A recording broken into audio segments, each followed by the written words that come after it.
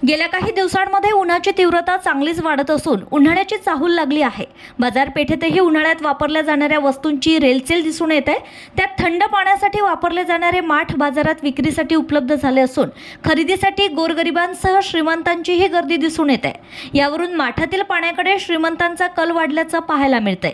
गरिबांचा fridge म्हणून लौकिक असणारे माठ विक्रीसाठी बाजारात दाखल झालेत। वेगवेगळ्या आकारांमध्ये तसेच वेगवेगळ्या रंगांमध्ये असलेले हे माठ ग्राहकांना आकर्षित करत आहेत। मातीचा माठ म्हणजे अनेक खनिजे आणि पोषक घटकांचा खजिना आहे। विशेष म्हणजे डॉक्टर सुद्धा फ्रीजच्या पाण्यापासून दूर राहण्याचा सल्ला देतात। माती नैसर्गिकरित्या अल्कलाईन असते। शरीरातील ॲसिडिक वातावरणामुळे अनेक आजारांना आमंत्रण मिळतं, म्हणून शरीराच्या आतील वातावरण ॲसिडिक असण्यापेक्षा अल्कलाईन असलं तर आरोग्य उत्तम राहील।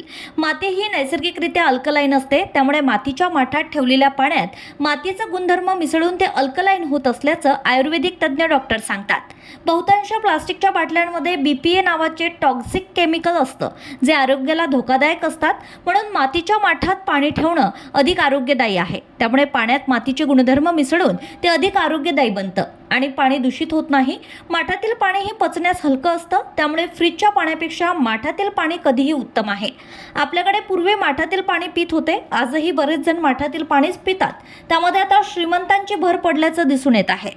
मागील काही वर्षांपासून शरीरासाठी फ्रीजचं पाणी नुकसानदायक असल्याचं डॉक्टरांकडून सांगण्यात येत असल्यानं आणि माठातील पाणी शरीरासाठी लाभदायक असल्याने गोरगरिबांपेक्षा श्रीमंत लोक माठ खरेदीसाठी अधिक दिसून येत आहेत। प्रतिनिधी विजय काकळे, RCN न्यूज, अचलपूर, परतवाडा।